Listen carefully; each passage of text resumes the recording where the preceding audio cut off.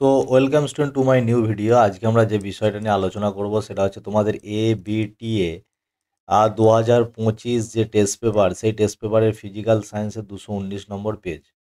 তো এর আগের যারা ভিডিওগুলো দেখে আসনি বা আগের যারা পেজের সমাধানগুলো দেখে আসনি তাদের আমি ডেসক্রিপশানে লিঙ্ক দিয়ে দেবো, তারা সেই ভিডিওগুলো অবশ্যই গিয়ে চেক আউট করে আসবে।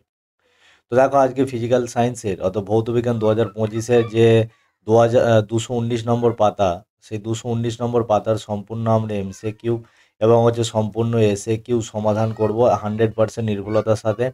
তো তোমরা ভিডিওগুলো অবশ্যই চেক আউট করো। তো প্রথম যে প্রশ্নটা আছে 1 নম্বর, প্রধান গ্রিনহাউস গ্যাস কোনটি? তো প্রধান গ্রিনহাউস গ্যাস হচ্ছে কার্বন ডাইঅক্সাইড।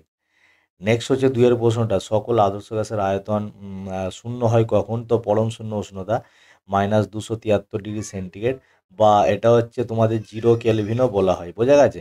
-273 ডিগ্রি সেন্টিগ্রেডের সাথে যদি আমরা +273 যোগ করি, তাহলে প্লাস যদি 273 আমরা যোগ করি, তাহলে এটা সম্পূর্ণরূপে কিসে চলে যাবে? কেলভিনে চলে যাবে।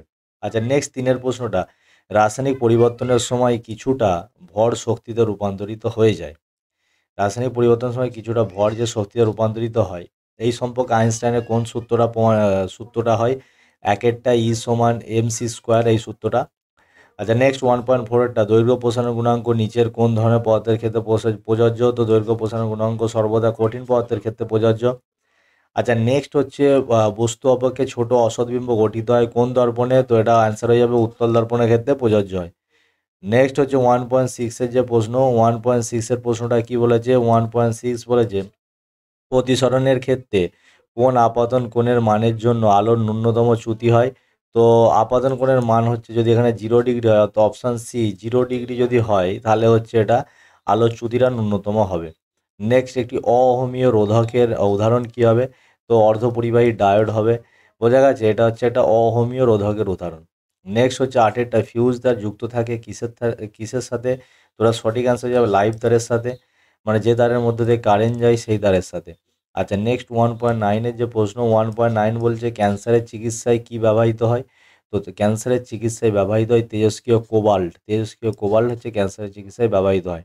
নেক্সট 1.10, 2 নম্বর পর্যায়ে তীব্র জারণধর্মী মৌল কোনটি? তো এটা তীব্র জারণধর্মী মৌল হচ্ছে ফ্লোরিন, এবং ওপর থেকে যদি নিচে আমরা আস্তে আস্তে নামি, তার জারণ ধর্ম কমতে থাকে, বিজারণ ধর্ম বাড়তে থাকে। বোঝা গেছে? ওপর থেকে নিচে নামলে জারণ ধর্ম কমে, বিজারণ ধর্ম বাড়ে।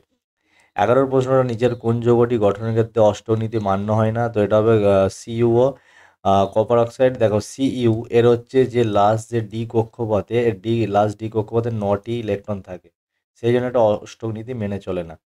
নেক্সট 12 দাগের প্রশ্ন হচ্ছে, গলিত বা জলে দ্রবীভূত তড়িৎ বিশ্লেষ্য পদার্থের ক্ষেত্রে কারা তড়িৎ পরিবহন করে? তো এটা সঠিক আনসার হিসেবে অ্যানায়নরা তড়িৎ পরিবহন করে, মানে আয়নরা এখানে, অর্থাৎ ক্যাটায়নও হবে এবং অ্যানায়নও হবে এবং ক্যাটায়নও হবে, অর্থাৎ অপশান ডি হচ্ছে সঠিক অ্যান্সার।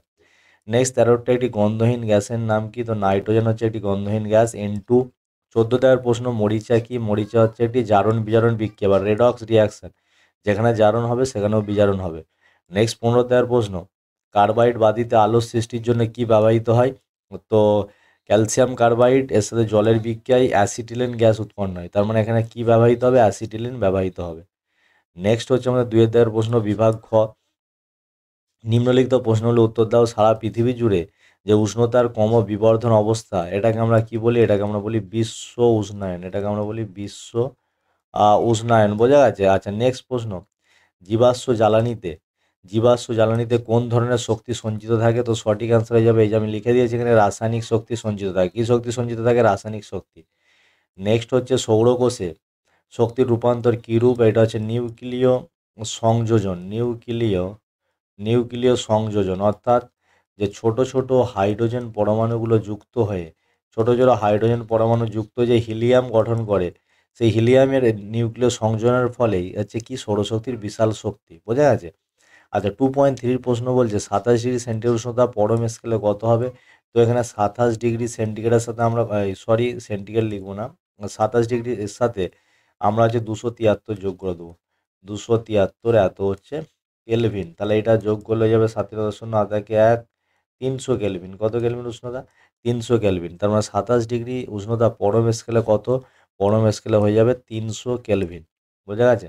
আদর্শ গ্যাসের সমীকরণটি লেখো। তাহলে 2.4, 2.4-এর যেটা অ্যান্সার হয়ে যাবে এখানে, যদি আমরা 2.4 লিখি তাহলে 2.4-এর সঠিক অ্যান্সার হয়ে যাবে আদর্শ গ্যাস সমীকরণ পিভি ইকুয়াল টু এন আর টি হচ্ছে আদর্শ গ্যাসের সমীকরণ, যেখানে অবশ্যই লিখে দিতে হবে পি গ্যাসের চাপ, পি হচ্ছে গ্যাসের চাপ, এখানে পি হচ্ছে গ্যাসের চাপ।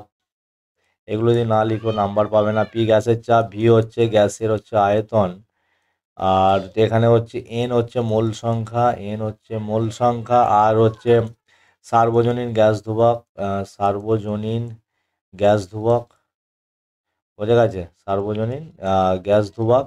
আর তোমার হচ্ছে টিটা কি, টি হচ্ছে পরম উষ্ণতা, টি হচ্ছে পরম উষ্ণতা মানে কেলভিন স্কেলে টি হচ্ছে পরম উষ্ণতা। এগুলো লিখে দিতে হবে, না হলে তোমরা নাম্বার পাবে না। নেক্সট 2.5, এসআই পদ্ধতিতে যে কোনো প্রসারণ গুণাঙ্কের একক কি, তো এটা সঠিক অ্যান্সার হয়ে যাবে কেলভিন ইনভার্স। সঠিক অ্যান্সার কী হয়ে যাবে, কেলভিন ইনভার্স মানে কে মাথা ইনভার্স, যেহেতু এসআই পদ্ধতিতে বলেছে। আচ্ছা নেক্সট, পাত্রের প্রসারণ বেশি হলে তরলের প্রকৃত প্রসারণ বাড়বে না কমবে, তো তরলের প্রকৃত প্রসারণ হচ্ছে কমবে।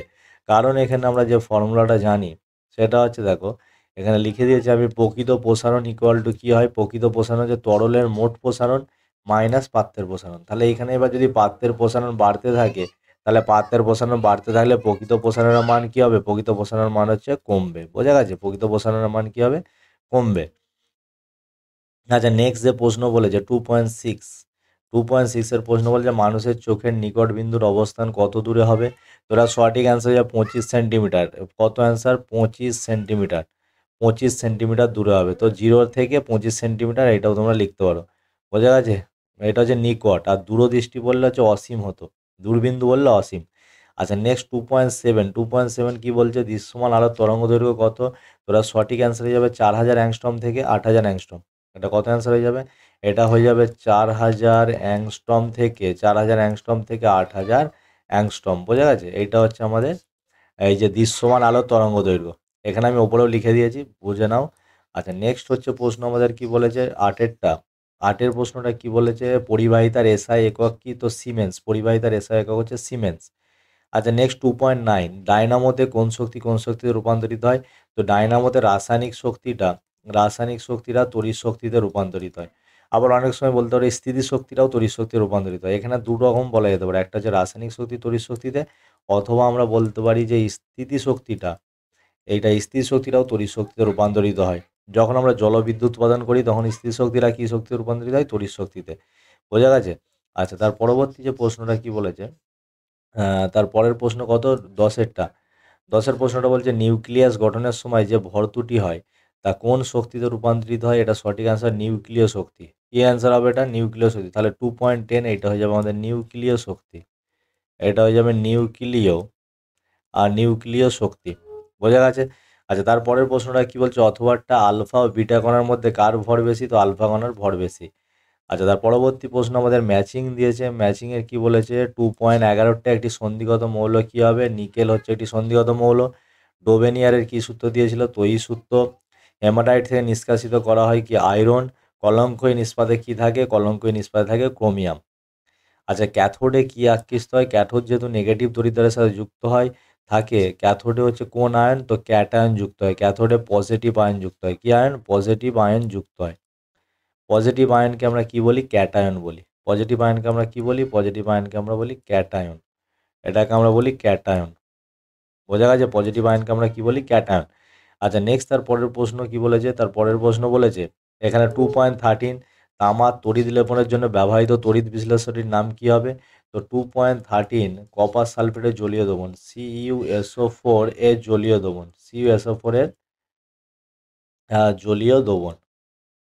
আচ্ছা নেক্সট প্রশ্নটা বলছে এটি মৃদু তড়িৎ বিশ্লেষণ নাম কি, এটি মৃদু তড়িৎ বিশ্লেষণ নাম হচ্ছে অ্যাসিটিক অ্যাসিড, CH3COOH, এটাকে আমরা অ্যাসিটিক অ্যাসিড বলে চিনি। নেক্সট 2.14, নাইট্রোজেন অণুতে কয়টি নিঃসঙ্গ ইলেকট্রন জোড়া আছে, তো নাইট্রোজেন অণু আমাদের কত নম্বর কোশ্চেন বলেছে, এটা 2.14 নাইট্রোজেন অণুতে আমাদের কয়টি কত জোড়া বলেন, এই জায়গাটা খেয়াল রাখবে, কয়টি বলেছে। তাহলে নাইট্রোজেনের গঠন যদি আঁকি, নাইট্রোজেনের শেষ কক্ষপথে 7টি ইলেকট্রন থাকে, 2 5। তাহলে এখানে নাইট্রোজেন লাস্ট কক্ষপথে কটি থাকবে, এখানে একটা, দুটো, আমি 3টে আঁকলাম, আর এইদিকে পড়ে থাকবে দুটো, ধরো একটা, টোটাল 5টা। আচ্ছা আর একটা নাইট্রোজেন আমি এইদিকে আঁকছি, একটা, দুটো, 3টে, আর এইদিকে আঁকছি আমরা একটা, দুটো। তাহলে লাস্ট কক্ষতে 5টা হয়ে গেল। তাহলে এর অষ্টক পূর্তি ঘটনার জন্য কটা ইলেকট্রন লাগবে? 3টে। এই দেখো তাহলে কটা হলো? 6 2 8। এই নাইট্রোজেন হয়ে গেল 6 2 8।